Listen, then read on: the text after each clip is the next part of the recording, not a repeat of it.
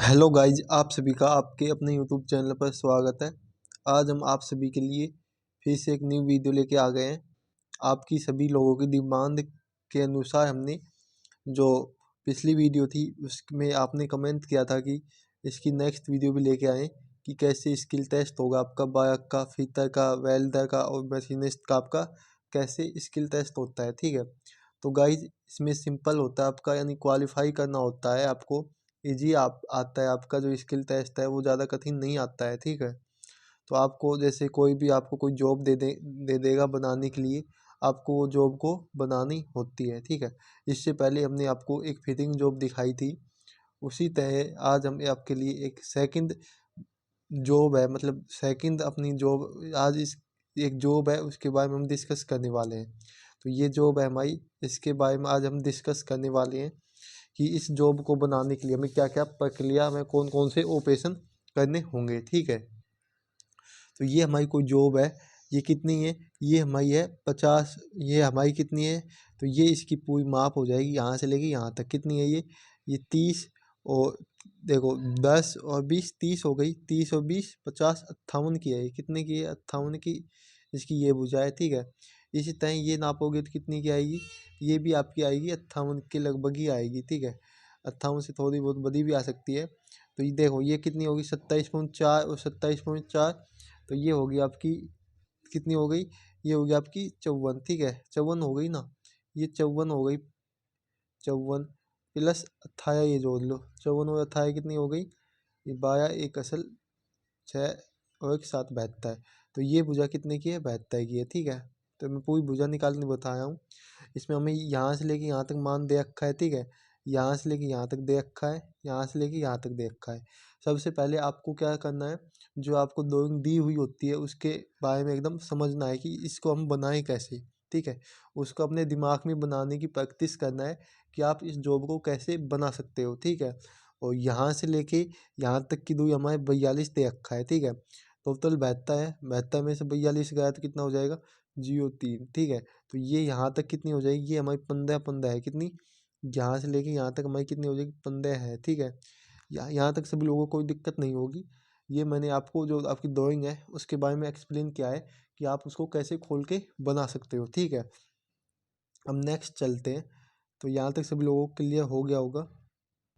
तो गाइज अब हम बात करने वाले हैं इस जॉब में जो जो ऑपरेशन होते हैं, ऑपरेशन सीक्वेंस के बारे में बात करने वाले हैं। किसके बारे में, ऑपरेशन सीक्वेंस के बारे में। ठीक है, मैं लिख देता हूँ ऑपरेशन, एक सेकंड रुक जाना सभी लोगों को, ऑपरेशन सीक्वेंस। ठीक है, ऑपरेशन सीक्वेंस के बारे में बात करने वाले हैं। जो भी आपकी इसमें प्रोसेस होगी उन सभी के बारे में आज हम बात करने वाले हैं। ठीक है, तो मैंने जो पिछली वीडियो थी उसमें बताया था, पहले हम क्या करेंगे, पहला हमारा जो होता है इस पर ले आउट होता है, मतलब ले आउट ऑफ मार्किंग। इसका मतलब होता है इसके ऊपर हम ये जो मार्किंग होती है इसकी कटिंग करने के लिए हम ये मार्किंग करते हैं। ठीक है, ले आउट मतलब होता है मार्किंग करना। ठीक है, उसके बाद हम इसकी कटिंग करेंगे। ठीक, क्या करेंगे, कटिंग करेंगे।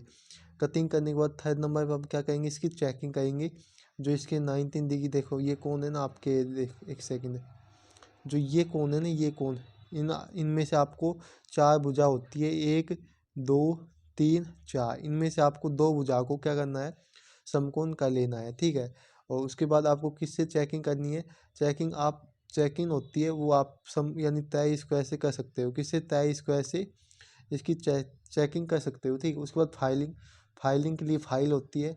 उसके बाद डिबिंग, डिबिंग का मतलब क्या होता है, डिबिंग का मतलब सीधा सीधा होता है जो आपकी ये कोई जॉब है, ये क्या है, ये आपकी जॉब है। ठीक है, ये हमारी कोई जॉब है, तो इसके ऊपर ये बहुत समय से हमारी रखी हुई है, बाहर यानी वायुमंडल यानी के संपर्क में रखी हुई है। ठीक है, वायु के संपर्क में रखी हुई है, तो इसके ऊपर जंग लग जाती है। क्या लग जाती है, जंग लग जाती है। ठीक है, तो इस जंग को दूर करने के लिए हम डबिंग प्रोसेस का उपयोग करते हैं। ठीक है, इसमें जो फाइल है ना, फाइल को, जो फाइल का आगे का हिस्सा होता है ना, जो पॉइंट, पॉइंट की मदद से हम इसको घिसते हैं, तो ये हमारी ऐसे जल्दी हमारी जो फाइलिंग है वो जंग को जल्दी से हटा देती है। ठीक है, उसके बाद फिर से हम चेकिंग करेंगे।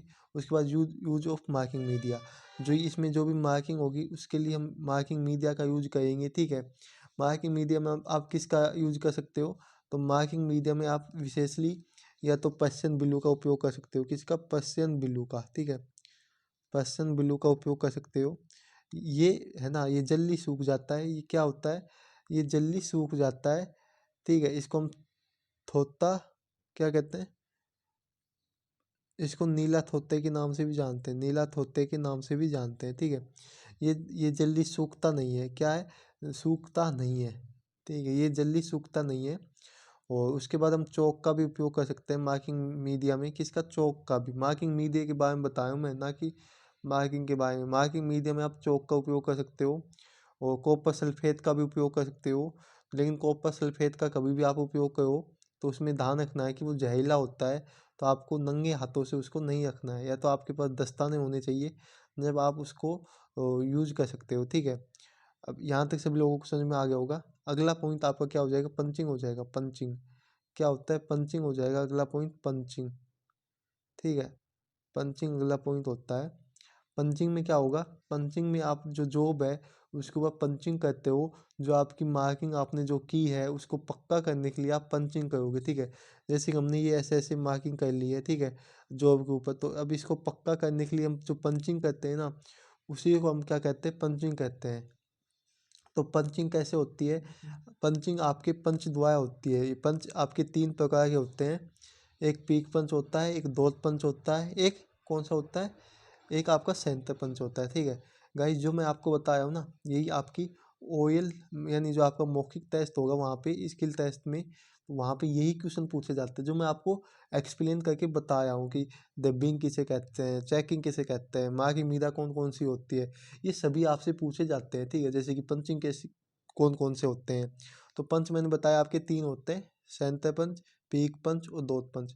तो इन तीन पंच होते हैं। तो जो आपका सेंटर पंच है ये डीलिंग करते समय हम उपयोग करते हैं, ठीक है, डीलिंग करने से पहले। और जो पीक पंच है ये पतली शीतों के लिए उपयोग करता है। और डॉट पंच साक्षी चिन्हों के लिए, यानी इसका आप दो डॉट पंच है ना, इसका हम अधिकतर उपयोग करते हैं, ठीक है। आगे चलते हैं। अगला आपका क्या हो जाएगा? अगला आपका हो जाएगा डीलिंग। तो जैसे कि अब इसमें ये अपन को क्या करना है? ये भाग को निकालना है, ठीक है। तो ये भाग को निकालने के लिए हमें क्या करना होगा? एक सेकेंड, हाँ, इस भाग को निकालने के लिए हमें डीलिंग करना होगा। इस भाग को निकालने के लिए हमें डीलिंग करना होगा, क्योंकि हमारी फाइल ऐसे चल जाएगी, ऐसे चल जाएगी, ऐसे भी चल जाएगी, ऐसे भी, लेकिन तिरछी ऐसे कैसे चलाओगे? तो इसको हटाने के लिए, इस भाग को हटाने के लिए आपको क्या करना होगा? डीलिंग करना होगा। और डीलिंग करने के बाद आप क्या? चिपिंग करना होगा। क्या? डीलिंग करने के बाद आपको क्या करना होगा? एक्से पहले तो इसको जैसे कि हमने इसमें डीलिंग कर ली, उसके बाद हम इसको काट लेंगे एक्साइन के द्वारा। किसके द्वारा? एक्साइन प्रक्रिया के द्वारा हम इसको काट देंगे, ठीक है। इसके बाद क्या कहेंगे? इसके बाद आप चिपिंग करोगे। चिपिंग मतलब जो आपका चीज़ल होती है उसकी मदद से आप चिपिंग करोगे, ठीक है। उसके बाद आप फिर से फाइलिंग करोगे, फिर से डिविंग करोगे, चेकिंग करोगे, फिटिंग करोगे, फिनिशिंग करोगे और आपकी नंबर पंचिंग करोगे। नंबर पंचिंग में आप क्या कर सकते हो? आप कोई भी कंपनी में जाते हो तो वहाँ पे जो पार्ट नंबर होता है वो पंचिंग द्वारा ही आपको, जो मशीन का पार्ट है उसके ऊपर खुदा हुआ होता है, ठीक है। और लास्ट में आप क्या करोगे? जॉब को सबमिट कर दोगे, मतलब सबमिटिंग लिख दोगे, ठीक है। यहाँ तक सभी लोगों को क्लियर हो गया होगा। अब अगला टॉपिक पे चलते हैं। देखो, अगला मैंने उस दिन आपको बताया था list tool of tool and equipment tool and equipments equipments, ठीक है। इसके बारे में आपको लिखना होगा। मैंने ये बताया था आप लोगों को, अगर आप लोगों को याद होगा तो इसमें आपको कैसे, इसमें आपको संख्या यानी 1 2 3 लिखना होगा। इसमें name of specification, name of specification, ठीक है, लिख लेना।